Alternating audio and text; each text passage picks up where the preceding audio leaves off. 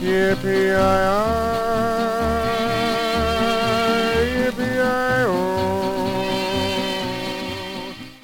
Boomer Johnson by Henry Herbert Knibbs.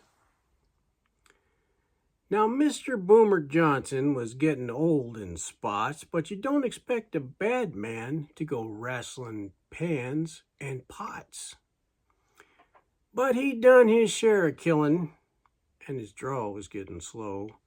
So he quits a punching cattle, and he takes to punching dough. Our foreman up here hires him, figuring age had rode him tame, but a snake don't get no sweeter just because you change its name. Well, old Boomer knowed his business. He could cook and make you smile. But say, he wrangled fodder in a most peculiar style. He never used no matches, left 'em laying on the shelf.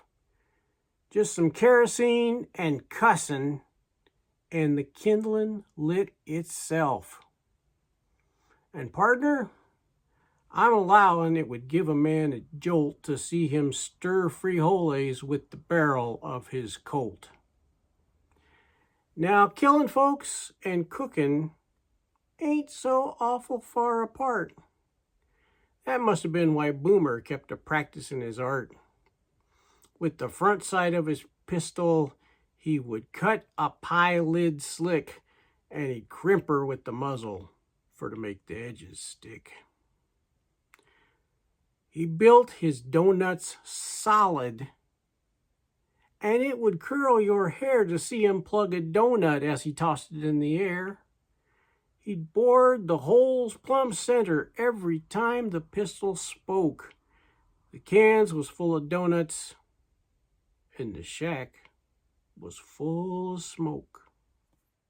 We all was getting jumpy, but he couldn't understand why his shooting made us nervous when his cooking was so grand.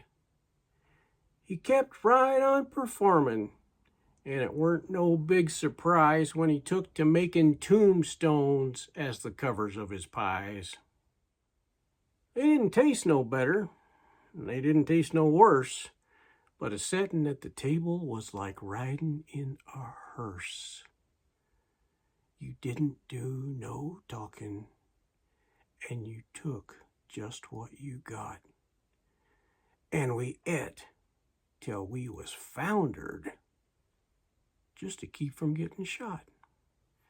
When at breakfast one bright morning I was feeling kind of low, old Boomer passed the doughnuts, and I tells him plainly, no, all I takes this trip is coffee, for my stomach is a wreck. And I could see the itch for killin' swell the waddle of his neck. Scorn his grub? He strings some doughnuts on the muzzle of his gun, and he shoves her in my gizzard, and he says, you're taking one. He was set to start a graveyard, but for once he was mistook. Me not wanting any doughnuts, I just up and salts the cook. Did they fire him? Listen, partner, there was nothing left to fire. Just a row of smiling cowboys and another cook to hire. If he joined some other outfit and is cooking, what I mean is where there ain't no matches and they don't need kerosene.